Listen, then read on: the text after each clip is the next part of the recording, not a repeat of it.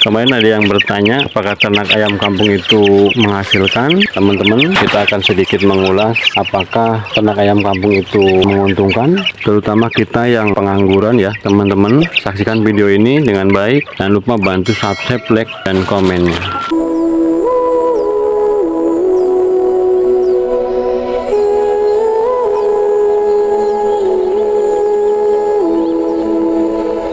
Apakah ternak ayam kampung itu bisa menghasilkan? Video ini saya muat untuk teman-teman yang pengen tahu cara budidaya ayam. Apakah untung atau rugi? Yuk teman-teman, ulas bersama dan saling berbagi pengetahuan. Semua termasuk ternak ayam itu berisiko, apalagi nyawa. Jelas jika kita tidak pandai mengetahui penyakit yang datang, itu kita bakal ditinggalkan sama mereka. Itu kita bakal kehilangan mereka ya. Karena jika kita berternak saja tanpa pengetahuan yang ada, itu kita benar-benar bakal mengalami satu kerugian besar. Teman-teman, gimana caranya untuk supaya ternak ayam namun menghasilkan, juga tidak merugikan untuk kita? Yang pertama, hidup mereka itu ada dua, yaitu pakan dan air minum. Kunci untuk pembesaran ayam itu menjadi sumber kehidupan mereka. Pakan menggunakan pabrikan, jelas kita bakal mengalami satu kerugian karena harga pakan sendiri saat ini lumayan tinggi. Jadi jika teman-teman menggunakannya pakan pabrikan, nggak bakalan dapat keuntungan. Makanya saya menggunakan jalan alternatif.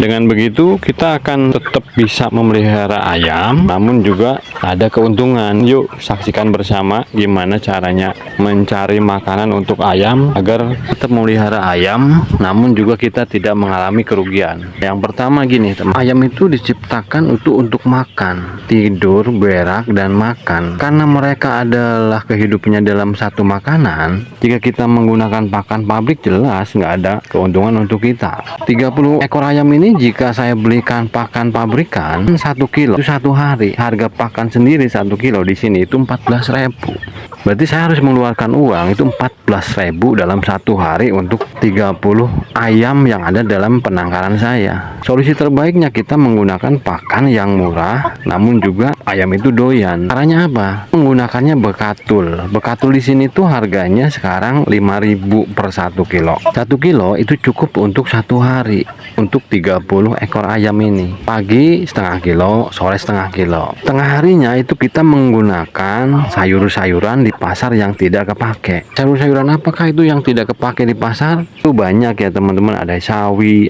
kol, wortel, kentang, kita iris-iris. Mereka doyan kok. Ayam saya itu sekarang berkembang besar dan gede-gede nih teman-teman. Saya nggak pernah menggunakan pakan pabrikan teman. Jadi solusinya untuk supaya menekan harga biaya pakan yang tinggi, terus kita juga pengen tetap budidaya itu lancar, gunakan bekatul dan campur-campur. Sehari umumnya makan ayam itu 3 kali, pagi, siang, dan sore. Paginya saya kasih bekatul dengan nasi-nasi yang nggak kepake atau sisa-sisa makanan. Setengah harinya kita kasih sayuran tadi yang di pasar, harganya 5.000. 1 karung harganya 5.000 itu untuk 3 hari atau 4 hari. 1 karung gede teman, kuning yang bekas bawang itu harganya 5.000. Kadang ada yang mengasih gitu, kasih ya udah saya bawa aja nggak usah bayar. Itu banyak sekali orang yang seperti itu. Nah, inisiatif kita nggak enak karena sudah memakai karung, otomatis kan karung itu juga ada uangnya. Kita kasih aja nih buat beli jajan. Jangan bilang kita beli sayuran. Dengan begitu kita bakalan bisa dapat keuntungan. Ada juga teman-teman yang menggunakan fermentasi sayur-sayuran campur bekatul gitulah ya.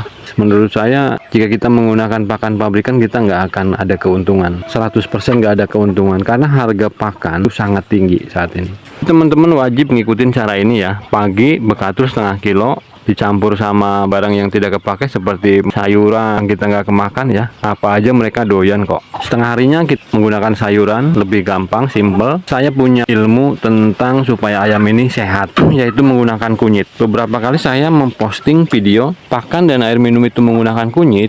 Itu benar-benar ayam sehat, jauh dari penyakit. Walaupun makannya sembarangan, gak harus pabrikan, itu mereka hidup. Saya nggak pernah yang namanya ayam mati ataupun berpenyakit nih, sehat semua nih.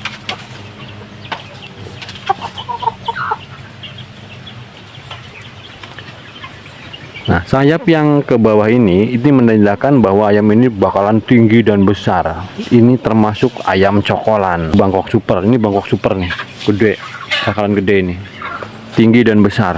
Sebenarnya untung nggak sih berbudidaya ayam kampung, karena pakan sekarang yang mahal ditambah umur ayam itu kan paling lama ya ayam kampung nyampe 6 sampai 7 bulan untuk bisa operasional untuk kita jual.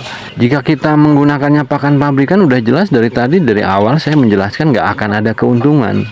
Bener-bener nggak ada keuntungan sama sekali. Makanya saya inisiatif ya tadi itu menggunakannya bekatul sama sayur-sayuran. Di sini kita akan dapat cuan. 3 tahun berjalan ini saya menggunakan sayur-sayuran sama bekatul ini berjalan lancar, berjalan sempurna sampai mereka benar-benar bisa panen beberapa kali. 3 tahun ini saya udah panen beberapa kali. Membikin kandang juga ini hasil dari budidaya ayam ini. Semua ini dari ayam semua. Dulu kandang saya kecil. Teman-teman ikuti saran saya, pagi-pagi bekatul, setengah hari sayuran, yang 5.000 dapat 1 karung, sorenya itu kita kasih bekatul lagi.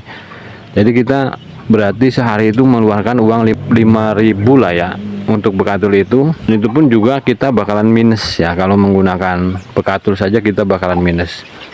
Karena enaknya ayam kampung itu mereka memakan segalanya, termasuk nasi, sayuran nggak kepake, nasi bekas, kayak kol-kol nggak kepake, mereka hidup dan mereka doyan.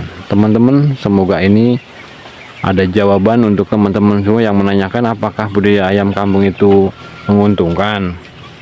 Jelas menguntungkan jika kita menggunakannya pakan alternatif, bukan pakan pabrikan. Teman-teman, segitu saja nih. Buat teman-teman yang kemarin bertanya apakah ayam kampung itu bisa menguntungkan, jelas ada untung besar ya jika kita bisa mengelola pakan yang ada.